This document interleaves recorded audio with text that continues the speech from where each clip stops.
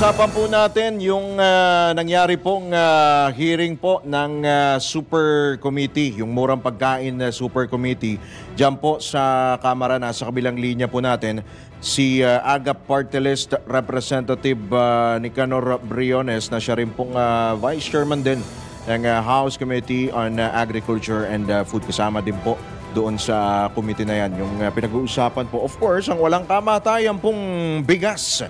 Ang presyo po ng bigas, marami po ang nabunyag, marami po ang naungkat kagabi. Hindi anong oras kaya natapos yan. Magandang tanghali, Kong Nicky. Welcome ulit sa DWICLU Channel 23. Ay, magandang tanghali, Opo. Gilbert. Ay, si Drew po ito, si Drew. Si Drew.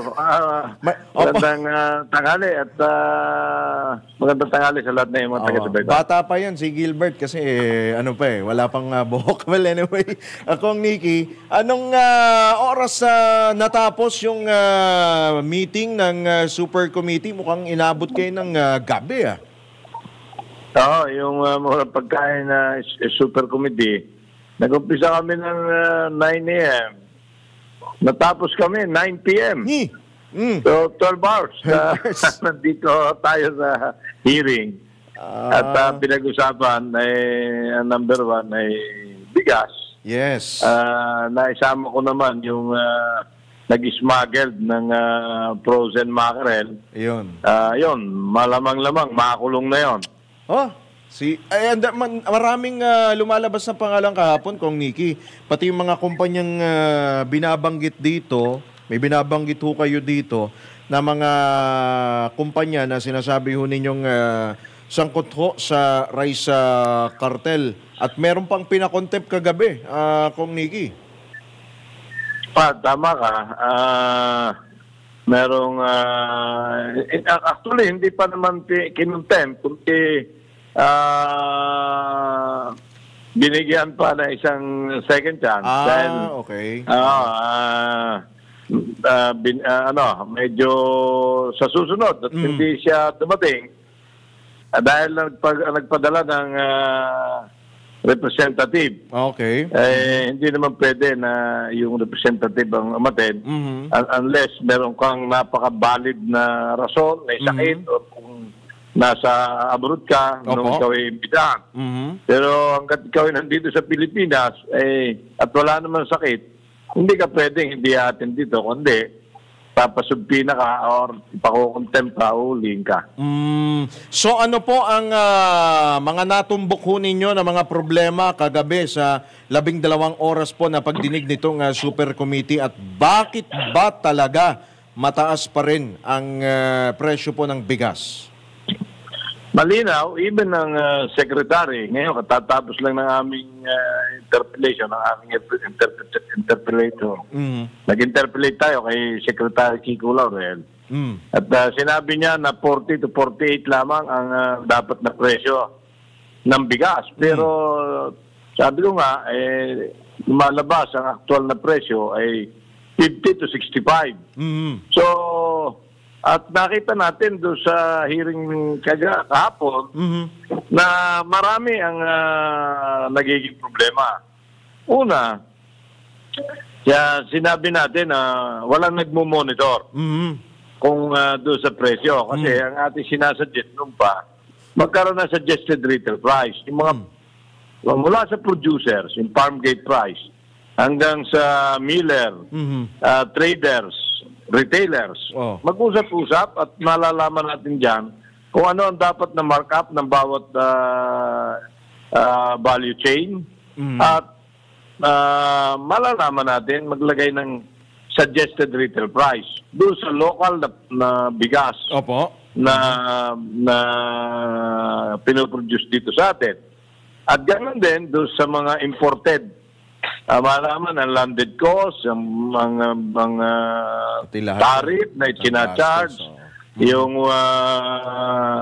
wholesaler, ang traders, and then retailers. Mag-usapin at i-monitor ng DA at DTI, magkaroon ng meeting, and then magkaroon ng suggested retail price. Once na meron ng na-establish na suggested retail price, ay doon natin makikita. Pagka Opo. malaki masyado ang diferensya, Opo. katulad niyan, ang sinasuggest mo, halimbawa, 25 broken, 25% broken, 40 pesos. Pero nakalagay 50 pesos. Aha. Sobrang laki ng diferensya. So, imbestigahan. Kailangan imbestigahan yon. Saan mo kinukuha yung bigas? Magkano ba kuha mo? Then traders, magkano ba kuha mo sa retailers? Sa wholesaler? Then wholesaler, magkano ba kuha mo sa ating mga importer? With that, nalalaman natin kung sino nagsasamantala. Okay. At nagpa-profiteering or sinasamantala yung pagpapatubo. Kung Nikki, kasi kagabi rin, naging curious lang ako, di ba? Sabi nyo, may mga nagsasamantala, iba-iba yung mga kumpanya na yan. Pero kagabi, nasilip din ho ninyo, natuklasan din ninyo, yung iba palang mga importers or yung mga negosyante na yan, yung mga kumpanya na yan, iisa lang pala may-ari. Tama ka. Yung RBS, itong Soda, yung umpisa ng kanilang pangalan, isang pamilya. Isang pamilya, magkakapatid, magnanay, mag-asawa, ay nakapag-import ng 273 million metric tons. 273,000 metric tons. Ibig sabihin yun, 273 million kilos. Ang kapital nung isa, yung Soda, ay 200,000. Yung isa naman, parang 1 million. So, paano nakakapag-import ng ganong halaga ng kapital? Ang in-import, 6 billion. Ang isa ay 4 billion. Ang laki. Lulula ako doon. Nakakalula. So, saan ang galing yung pera? Alright. Sinong nagpipinance? Yeah, yun. Baka mamaya, dahil dito, lumabas din, doon sa isa naming kasamaan na sanay sa bigas, may miller siya, napakatagal na, taga Nueva Ecija, Congressman Joseph Bayolago, na merong gumagawa na siya ang financer at siya importer din.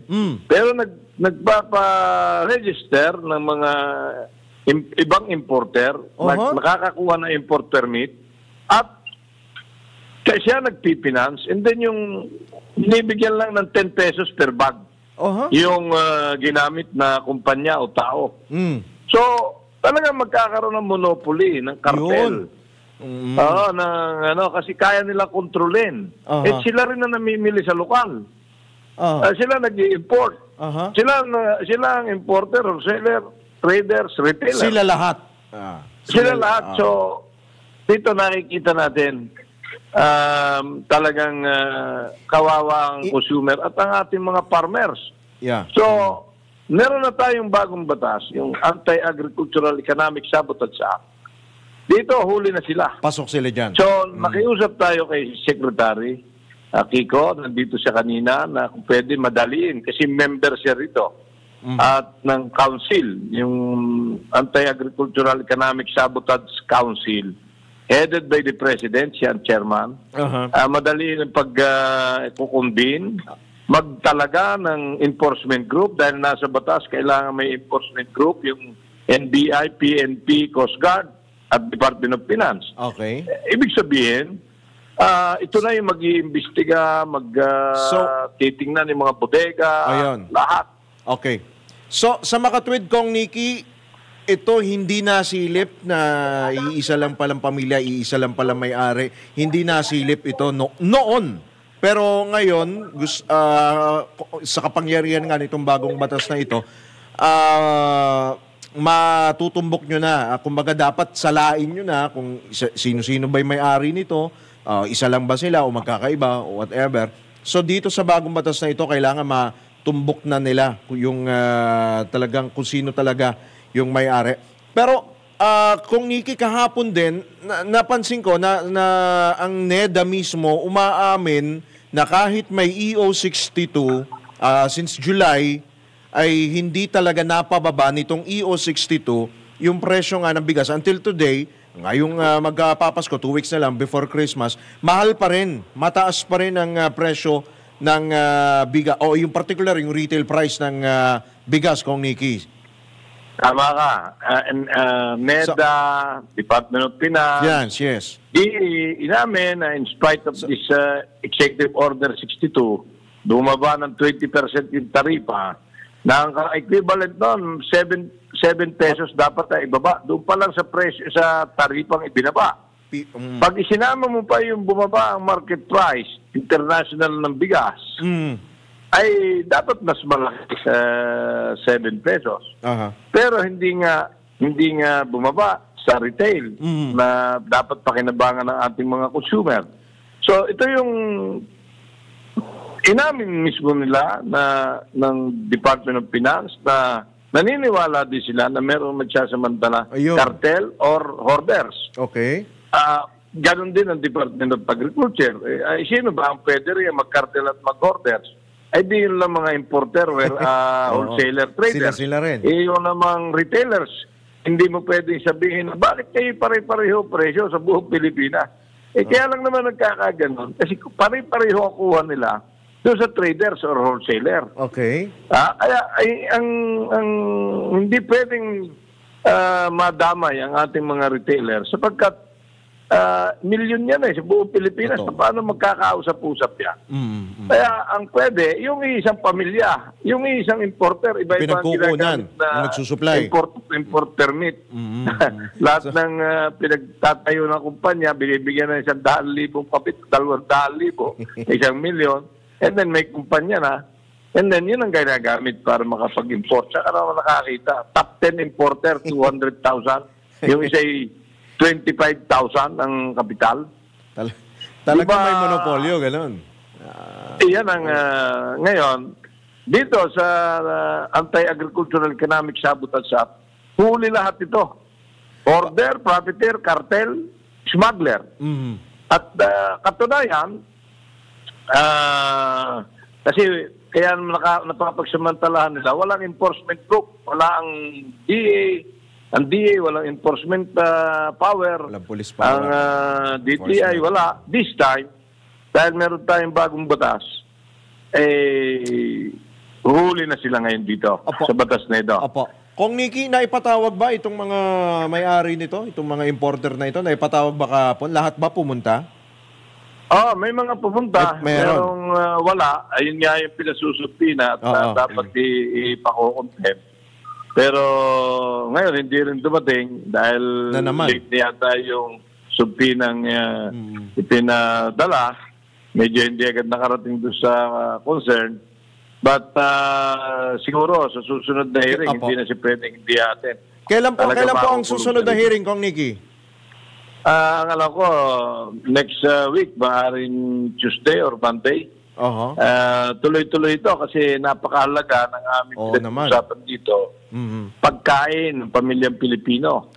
At katunayan, kaya maganda, natuwa ako nung tayo magkaroon ng batas. Tayo author and special principal sponsor itong Anti-Agricultural Economic Sabotage Act. Alam mo ba, nakagabi, sinabi natin yung isang nag-import ng mackerel, frozen mackerel, di ba? Kanin. Pangkaraniwang iniuulam ng pangkaraniwang pamilya ay sardinas. Ang in-smuggled ay frozen mackerel. Walang permit. Walang SPSIC. Yun yung permit. So, outright smuggling to. Kaya, sigurado kulong to. Ay pasok doon sa date ng mahuli. Ang kanyang nahuli noong October 18, ang effectivity ng batas ay October 17. Kaya malas siya. At ito, non-bailable, lifetime imprisonment, kasi 178 million ang halaga. So, at ang magiging under na ito nung imbestigahan na ito, papailan, at may multa 5 times. Ang multa nito mahigit 800 million pesos. Ewan ko kung paano pa makakatayo ito sa importer ito. Paano naman po yung ipinasok niya na produkto? Ano pong mangyayari doon? Iyon, nung una, inihilingan ni Secretary na ibigay daw sa DSWD. Pero nandito sa batas namin na hindi pwedeng ipi-donate ang smuggled na agricultural products sapagkat smuggled na yan at imported pa. Makaka-apekto pa rin sa mga local farmers.